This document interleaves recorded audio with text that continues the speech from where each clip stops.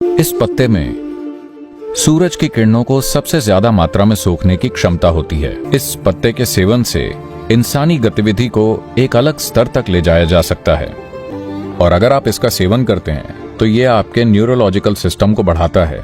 इसका तना इतना संवेदनशील होता है कि ये बोध का स्रोत बन जाता है। आप जानते हैं, लोग पान के पत्ते पर कालिख देखकर भविष्य बता देते हैं या पढ़ लेते हैं। तो एक संस्कृति है जहां दिए की कालिख को पान के पत्ते पर इकट्ठा किया जाता है।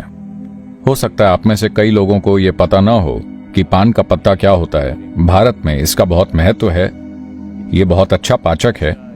ये एक क्षारीय प्रकृति का होता है। अगर आपने अपने खाने में कुछ विषैला खा लिया है तो ये उसको निष्क्रिय कर देता है। कोई भी अम्लीय जहर बेअसर हो जाता है, कोबरा का जहर भी। ये उसको कुछ हद तक निष्क्रिय कर सकता है, कुछ हद तक। ऐसा नहीं है कि ये पूरी तरह से रोक देगा, लेकिन ये कई पहलुओं को कम कर देता है।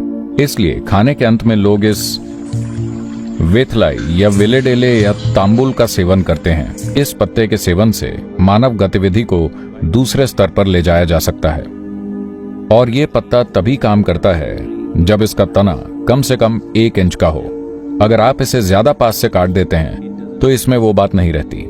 ये पत्ता, मुझे पता है कि लगभग किसी भी पत्ते का इस्तेमाल किया जा सकता है, लेकिन ये विशेष पत्ता, अगर आप इसे पानी पर रखते हैं तो इसका तना हमेशा उत्तर की ओर रहेगा। इसलिए अगर आप जंगल में खो गए हैं और आपके पास एक पान का पत्ता है तो आप इसे वहां पानी में डाल दें। यह आपको दिखाता है कि उत्तर किस ओर है। पान का पत्ता और बोध आपस में जुड़े हुए हैं क्योंकि ये एक न्यूरोलॉजिकल उत्तेजक, बल्कि तंत्रिका उत्तेजक है। अगर आप इसका सेवन करते हैं तो आपकी नसें हल्की इस तरह हो जाएंगी, तो आपकी न्यूरोलॉजिकल जटिलता और न्यूरोलॉजिकल गतिविधि और आपका बोध सीधी तरह संबंधित हैं। किसी भी दूसरे प्राणी की तुलना में एक इंसान चीजों को समझने में ज्यादा सूक्ष्म इसीलिए होता है क्योंकि हमारे पास सबसे जटिल न्यूरोलॉजिकल सिस्टम है। दरअसल बाकी किसी भी प्राणी की तुलना में आपको बेहतर सुनना चाहिए, आपको बेहतर देखना चाहिए, आपको बेहतर सूंघना चाहिए, लेकिन शहरों में रहते हुए ये चीजें नीचे आ गई हैं। अगर आप प्रकृति में रहते होते तो ये चीजें बहुत ही सतर्क होती, क्योंकि हमारे पास सबसे जटिल न्यूरोलॉजिकल सिस्टम है। उस पर थोड़े से उछाल से आप स्वाभाविक ही समझने लगते हैं। इसलिए बोध के लिए जो भी उपकरण इस्तेमाल किए जाते हैं उनमें हमेशा एक पान का पत्ता होता है। वेथलाई निश्चित ही वहां होगा। इसलिए देवी, हनुमान और कई दूसरे देवी देवताओं को हमेशा इस विशेष पत्ते से ढका जाता है और फिर इस पत्ते का इस्तेमाल किया जाता है। किसी भी दूसरे पत्ते की तुलना में इस पत्ते में प्रति वर्ग इंच सबसे ज्यादा मात्रा में सूरज की किरणों को सोखने की क्षमता होती है। इसलिए यह सिर्फ छाया में ही उगता है। यह सूरज की रोशनी नहीं ले सकता क्योंकि यह बहुत ज्यादा सोखता है। तो सोखने की इस क्षमता के कारण विशेष रूप से इसका तना इतना संवेदनशील होता है कि यह बोध का स्रोत बन जाता है और यह उत्तर दिशा को दर्शाता है। और अगर आप इसका सेवन करते हैं तो यह आपके न्यूरोलॉजिकल सिस्टम को बढ़ाता है, जिसके कारण आपके बोध को भी। और अगर यह देवी के संपर्क में है, यानी इसका तना देवी की ओर है, तो ये देवी के जो भी गुण हैं ये उन्हें भी सोख लेता है और तब आप इसे अपने सिस्टम में डालना चाहते हैं। यही उद्देश्य है। या फिर लोग इसे यूं ही अपने शरीर पर लगा लेते हैं। कुछ लोग इसे अपने मणिपूरक या नाहत या विशुद्धि में लगाते हैं।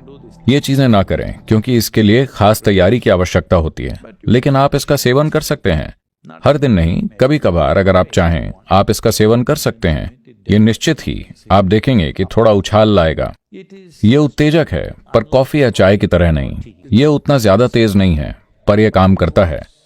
अगर आप भारी खाना खाते हैं और उसके बाद पान का पत्ता खाते हैं तो आप देखेंगे कि यह आपको सोने नहीं देगा, लेकिन आप ज्यादा उत्तेजक महसूस नहीं करेंगे।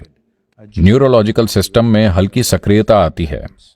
तो इसका उपयोग लंबे समय से किया जा रहा है और पान के पत्ते की यह भी एक परंपरा है। इसे कभी भी लंबाई में नहीं फाड़ना चाहिए क्योंकि पान के पत्ते की रीढ़ बहुत महत्वपूर्ण होती है। अगर आप इसे बांटना चाहते हैं, अगर आपका पत्ता इस तरह है तो आपको इसे इस तरह से काटना चाहिए क्योंकि पत्ते का सबसे महत्वपूर्ण हिस्सा रीढ़ है। इसलिए अगर आप इसे किसी के साथ बांटते हैं तो उन्हें भी तने का टुकड़ा मिलना चाहिए। अगर आप इसे ऐसे फाड़ते हैं तब या तो ये आपको मिलेगा या उन्हें, दोनों को नहीं मिल पाएगा। तो यही वजह है कि पान का पत्ता और देवी बहुत जुड़े हुए हैं, क्योंकि दोनों बोध के लिए हैं, दोनों ही मानवीय बोध को बढ़ाने के लिए हैं।